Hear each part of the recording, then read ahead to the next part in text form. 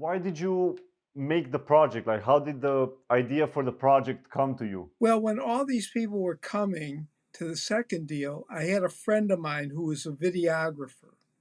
His name was Mark Skolnick, and he brought several cameras, and he shot the whole thing both in hotel rooms and at Simon's house.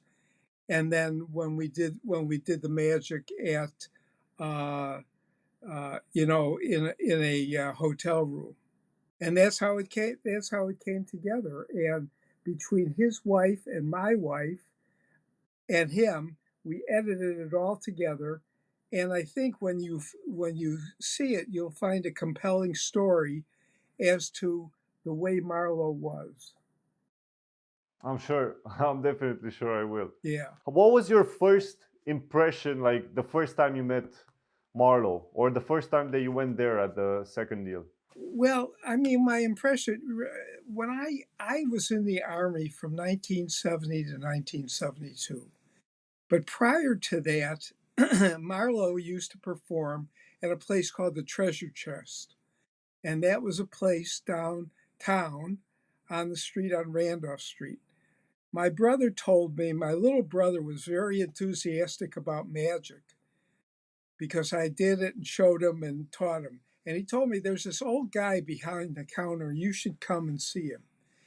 And the first thing that Marlowe ever did to me, he did a trick with with me, and he forced two cards holding the deck at fingertips. And he asked me if I wanted to learn how this worked. And the first book I ever bought from Marlowe was Estimation. Wow. And then I lost track of him. I was in the army, and in 1968 to 70 and 70, I came out of the army. And then I went down to the magic store and I met Steve Drawn. And Steve Drawn did a Marlowe trick for me. And he said to me, "You want to learn how this works?" And I said, "Yes." And he took me over to a restaurant called the Three Bears, which was nothing but like a McDonald's, a fast food restaurant. And then we came pretty close to Marlowe, and then we came very close. He used to call me the baby face kid, right? And then he started having Saturday meetings, so we would go down on Saturdays and see him. It was Simon and I and Steve Drawn, and Jimmy Nuzzo never came because Jimmy Nuzzo was his foot doctor, and he met him on a private basis. And then Marlowe wanted to do the unexpected book, and he asked me because I was doing printing at the time, not the printing that he wanted done, but I was selling business forms. So I did have some places that I could lay it off. So he then handed me all this material with these crazy 90 column cards that you'll see on the film and his handwriting. And I had my secretary write it all out, type it all out, and then he and Muriel made corrections. And the unexpected book was, unexpected, and it looked unexpected. Yeah, I can imagine it did. And then I talked to him about uh, doing a magazine, and my whole thought was that he would do a magazine, and then once he finished it, he would ask people to send money in for the second magazine during the time that he was finishing. But that's not what he did. He'd finish a magazine and then he'd sell them. And he only printed 250, 300 copies of each one of the magazines. And of course, there's six of them. And Marlowe attracted all kinds of people. So no matter who you were, if you wanted to see some magic, you could see it. Bill Malone found out that the closest one to him would see him do stuff in his lap and all this kind of stuff. And one day Malone crawled under the table to watch him do magic, do this stuff on his lap. It was quite funny. That's pretty crazy indeed. Let me ask you a little bit about you as well. I would like you to talk about yourself. Yeah. How did you start doing magic? I, you know, I had an uncle that showed me the penny and dime trick. He made a dime disappear, and I was fascinated by it. And I went to a boys' camp in Decatur, Michigan called Camp Greenwoods. And Dan Langell was the director of the camp. And Dan Langell was a very good magician. He was a principal of a school. And while I was at that camp, we used to take time off, and he'd take me to Colon, Michigan, and he taught me a lot of magic. And I watched him do this hypnosis, which was unbelievable, fantastic. And so I had a great time with that. And then after that, I did it in high school. I did it in college, and then I was drafted into the Army. And when I was drafted into the Army, I first was supposed to go to Vietnam, and I volunteered to go to OCS. And I landed up at Fort Benning in Georgia, and I went through 20 something weeks of OCS. And then they sat us in a barrack and they said, "How many don't want to lead a platoon in Vietnam?" And I raised my hand. I didn't want to go to Vietnam. And so they knock you out and they put you in KP. And I found a guy on the base that was doing the locator cards for all the candidates. And I started working with him. And then I started doing magic. And the sergeant major, who was like a general, he was a non-com general, and he liked it. His name was Sergeant Major Cardoba. And he'd invite me in, and I'd do card tricks for him. And that kept me at Fort Benning for the rest of the tour, and I didn't have to go anyplace. Wow. And of course, then when I came out, I met Marlo, and then I was really into the cards. Do you remember when you started creating magic as well? Was it when you met Marlo? Well, when the one thing that I tried not to do is when he would give me material, you know, I wouldn't read it because I didn't want to make variations of the material that he already had. But we got together and he started showing me things. And he'd show me and he'd show me. We sat in the corner of Julian's restaurant for hours and hours and hours. And he would do variation after variation after variation.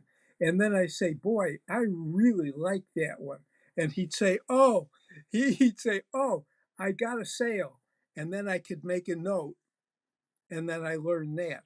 But when I was working with him, I came up with ideas, and he used some of those ideas both in the magazines and in the Unexpected book. How was like all of the students with of Marlo? How would the mentorship happen? Would you guys just jam together, or would Marlo actually teach you guys and advise you? How would it go? Well, The Marlo, exchange of at the information. time, Marlo was writing articles for the Tops and Yeah. magazine, and he'd come in, and when the Tops was about to come out, he'd show that method. He wouldn't show it, but he'd fool us with that method. But anything that I wanted to know, he would show me.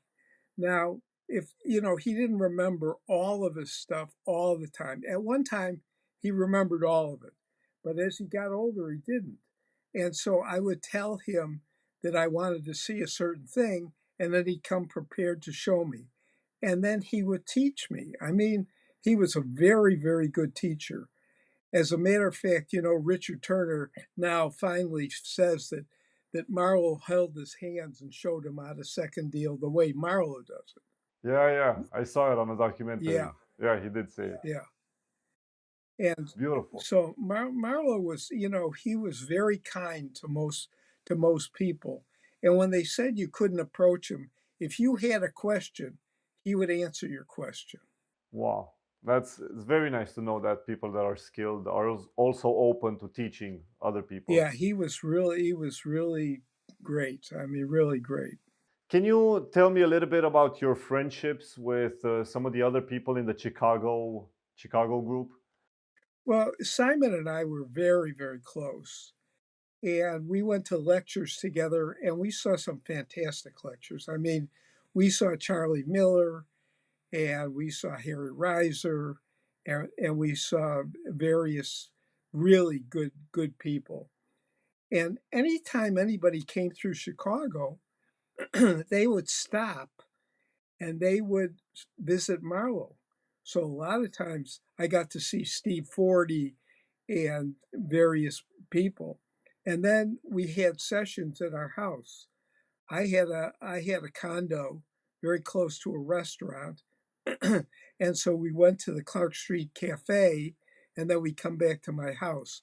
And Max Maven would come and Wow. anybody who wanted David Roth and Paul Gertner and lots of people who came through town. So from 70 up until 89, how did you notice magic change in 19 years? How did card magic evolve during those periods in Chicago? Well, I mean, Marlowe, Marlowe could do everything. So he was a great counter. He was a great second dealer. And the thing is that he was a fantastic handler. So I learned from the magazines and learned from him directly. He would do things, I mean, I knew things that other people didn't know because he would do tricks for me and I learned them. And then later on, he would put them in print. But I had boxes and boxes of his notes, which I gave to Jimmy Nuzzo. Well, I gave it to Marlo and he gave it to Jimmy Nuzzo because I couldn't store the stuff. That's how much it was? Oh, it was absolutely cartons full of it. Wow. And it was all variations and Marlo's ideas? Yeah, and you're going to ask were all of the things used in those notes. Well, some were used and some weren't used, but in most cases they were used. I can imagine not everything was published material. Well, and of course, Marlowe was a great letter writer, and he wrote Percy Diaconis, and he wrote Brown in California, and Neil Elias, and Jack. I mean, he was in contact with all kinds of people all over the country. And of course, Wow. there was all Yeah. the drama with Rocker Bomber and Herbie Zarrow, and that was all during the time that I was privy to being around there. And so I knew what was going on. And what was going on? Well, I mean, the story about Herbie Zarrow and the Shank Shuffle. Yeah. Yeah. And, I mean, it was all kinds of crazy stuff that was happening. And Rockefeller would write this stuff, and people would be all hepped up about it. And people were suing other people. And during the, Oh wow. during the time that I knew Eddie, he had a couple of heart attacks. And I tell a story where he lived in Oak Park, and I lived downtown, so I could get downtown, and he could get downtown. So he would take the L in. One time there was this tremendous snowstorm, and we met, and we went to the donut store, and we had a Yeah. session, and I went home, and he went home, and 2 days later, Muriel called me and told me he had a heart attack. Now Wow. Eddie was teaching me a specific trick, right? And so I said to Muriel, "Can I call him?" And she said, "Yeah, you can call him." So I called him. I said, "Ed, how are you feeling?" He said, when I told you to stick your," he started from where we ended at that restaurant, and he started talking magic. That's It was amazing. it was amazing. He was amazing. Wow. And I remember I used to put on this purple sort of velour thing because every time I went there, he would smoke these cigars. This thing smelled terribly. My wife wouldn't let me in the house with this thing, so we take it out and we'd hang it out, and I'd wash it, and then I'd wear it down there again, so that the smoke of the cigars was terrible. Wow. Wow, wow, wow. Do you have any other crazy stories like this? Well, I mean, there's crazy stories. You heard the time Dave Bendix was Marlowe's good friend, and I became very good friends with him. It was Bendix and Rocker Bomber from New Orleans, right? And I used to spend a lot of time with Bendix. Bendix would come in, he was a court reporter, and one week a year he would come in and bring a carton of cigarettes. He'd hold up in the Hilton Hotel in a room, and he would see Marlowe on various days, Monday, Wednesday, and Friday or something. And during that time, he wrote up a lot of things. For example, Eddie dictated the whole 10 card poker deal, the 10 hand poker deal to him. And I remember we liked to eat. So I took David and Marlowe to a restaurant called the Steak Joint. And I tell the story in there. But anyhow, I picked up David and I picked up Marlowe, and I had Marlowe in the back seat. And I asked Marlowe to show David some addition move. And Marlowe was sitting in the back seat. When we got to the restaurant, I got out of the car, and Dave Bendix got out of the car because he was a big boy. He sat in the front seat. And Marlowe was in the car. And the car hiker got in the seat and started driving up the ramp. And I had to stop him. Stop, my friend is in there. And I take Marlowe out of the car, and he's got his hands and head in this whole thing, right? Where he's trying to do this trick. We sat him down, and the waiter came, and I knew what he ate, and I ordered him coffee and sherry and this and that and a steak medium and so on and so forth. And he was still down like this. The food all came, and I said, Ed, the food is here. And he looked down, he says, how convenient. How It convenient. was it was at that particular restaurant that he did this add-on move for Dave Bendix, which completely fooled him. And I have a letter from Dave Bendix talking about that evening, telling me Marlowe did a trick. He asked Dave Bendix to name a card, right? And the card was like the five of clubs or something. And he put a card out. He said, name any card. And Bendix said five of clubs. He says, turn it over. He turned it over, and it was the five of clubs. He put it back in. He shuffled the deck. He put another card out. He said, if you would have named another card, what card would you name? He said, the Jack of Spades. Turn it over. It was the Jack of Spades. Well, during Dave Bendix's life, he asked me several times, how did Marlowe do that? I said, I had no idea how he did it. I remember listening to this story when I was small, Yeah. and it blew my mind the way that something like this was possible.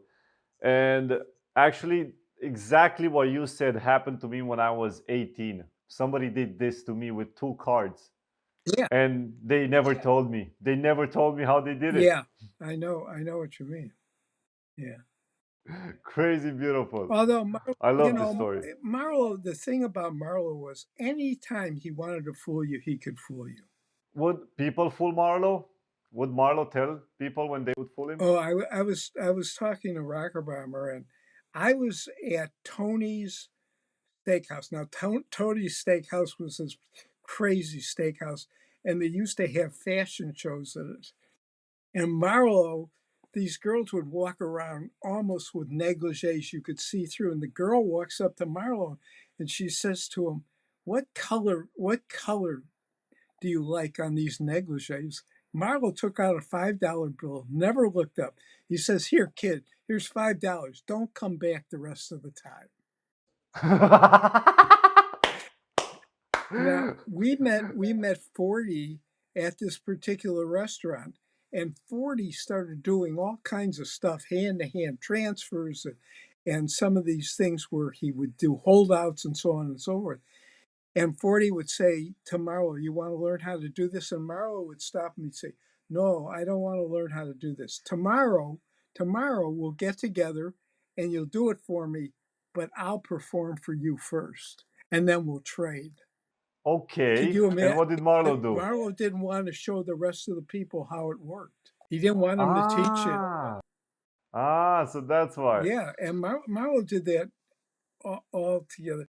And Marlowe had a way sometimes of you'd ask him, you'd say, "Oh boy, that's really good. There's a joker switch." You know, you'd do the deck with the joker switch, and he wouldn't tell you that it wasn't his. So you assume that the joker switch thing was his. And so anything he did, because he was so clever, you assumed it was all his.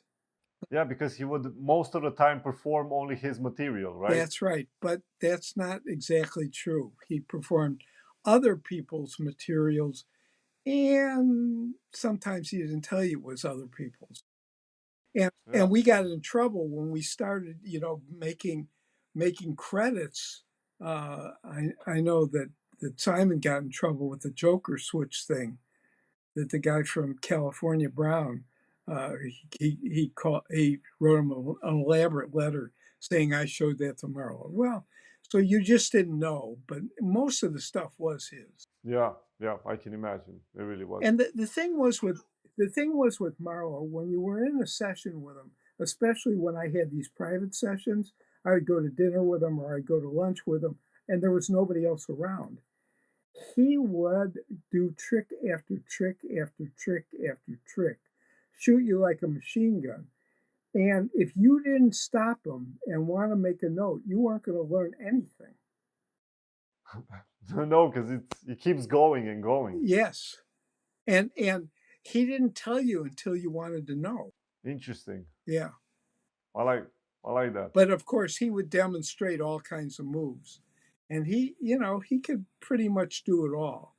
So going back to my question a while ago, were people fooling Marlo? Like, would he tell you if you got fooled ever? Well, sometimes, I went to the Magic Castle and Vernon did a trick for me. And it's listed in my book where he took the four aces and he put them into the deck face up. And then he handed me face down, and he handed me the deck and he ribbon spread it and the four aces were face up in the center. Now, nobody that I know of ever saw him do that trick. I saw it in 1975. I went to a convention in Atlanta and I saw him do this thing on the bed. And I came back with this thing and I asked Eddie if he knew how to do it. And Eddie told me all kinds of stuff, right? Well, I worked out a way to do it myself, which is in the book. And I did this thing for him. And he didn't ask me how to do it. But he asked Don May if Don May knew how I did it. I So see. a lot of times Eddie would you would do a trick for him and he'd say, "Show it to this one and show it to that one," and that's when you knew he was fooled. A very very smart way to go about it, honestly. Yeah, Would yeah. anybody challenge Marlo? Well, Steve Drawn would get him so excited. One day, Steve Drawn brought in the palming book, and Yeah, the palming book. he said to Marlo, you've got all these palms in the book, but you've got relatively no credits. Where did you learn the palm? Where did it come from? Where's this and where's that? And and Marlo would get so mad at that. Uh, and he didn't say anything. He wouldn't say anything. No, I mean, you know, he didn't like being interrogated like that. And Steve Drummond did all that kind of stuff. At one time, Marlowe took a deck of cards. He took the four aces, he had them put in the deck, shuffled the deck, right? And then each one he would shuffle and cut, and there was an ace. Shuffle and cut, and there was an ace. Shuffle and cut, and there was an ace. At the end of the darn thing, the deck was on the table, and Steve Drawn took the deck and went home with it. And now he comes back the next time. He says, okay, do it again. And Marlo repeated the trick immediately With the same with the deck? same deck. Yes. Didn't put anything in it. Just he handed it to him and he cut and he found the cards. Wow. Wow. That's beautiful. Yeah.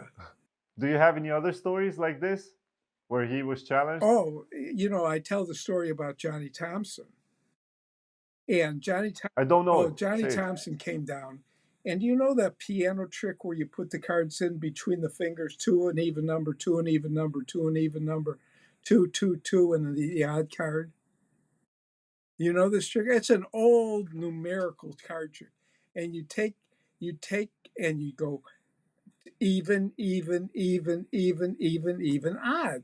And here's the three of diamonds, right? He said, now do you want it in number one or in number two? You say number two. So he put it in number two and he'd go like this and this. And now he'd go two, two, two, even, two, two, two, odd. And he'd say, what was the card? And the guy said, Johnny Thompson said, oh, I don't remember it. He said, it was the three of diamonds. I showed it to you. Oh, he said, you didn't show it to me. He said, you didn't show me the cards. So show me the cards. So Eddie repeated the trick. Two, two, two, two, two, two, two, one. The odd card. Look, the odd card is the ten of spades. Ten of spades. All right, which pile do you want it to go in? That one. Okay. Two, two, two, even. Two, two, two, odd. And Johnny Thompson, he says, if that card is a ten of spades, I'll shit in my pants. And Eddie said the bathroom was over there. Now, get this. This trick is listed in the unexpected book. The whole method is shown. And the first time he palmed it across. The second time he had three ten of spades. And he made the trick work automatically. And, and I'll never forget, he told Johnny Thompson, the toilet's over there if you want to stick your head in the toilet. Man, genius. Yeah, yeah, Genius. yeah. Well, Juan was like that, right? Juan would come in. Juan came in. He never, to the best of my knowledge, Juan never met Eddie because Eddie had died. But Juan came in and he lectured. And we went all night and all night and all night, and he didn't do an oil and water. So I said to him, he was going to leave. And I said to him, could you just do an oil and water? And Juan goes, yeah. See, I said, he goes, red and black and red and black and red and black and red and black. And now he touched the deck, and now four reds and four blacks. I had no concept of how that could possibly work. So, Oh, and he just did that and then left? yeah. Now, that's in his notes. And he was waiting for me to ask, and it was gaffed. And man, it looked tremendous. And, when Eddie died, there was a lack of great magic going on. So I went to Escorial 6 years rolling. And I learned a lot of magic and I learned to perform at Escorial because I would do tricks with patter that I really never was a patter person. So how would you go about performing before that? Well, I mean, I perform, but I do, tricks that you put this here and this here and this here. But Ah, I see. Okay. during Escorial, you had a show and they wanted to see finished stuff. So I came up with several things like the Gypsy Curse and some other tricks that I had really good pattern with. You also have like a free email that you send out, right? Oh yeah, In which you I explain. I've done a magic bulletin for the last the last, let's see, I think I started in 2000. Uh, let's see, the second book was in 2007, and I started doing it. So from 2007 till today, I've published a magic. 16 years. No, it's a newsletter that I send out, and I got about 300 people on it. It's free on my website. And do you send the one every month? Yeah. And what I try and do is I try and do a new variation, which is not easy to do if you've tried to try and work out something new every month.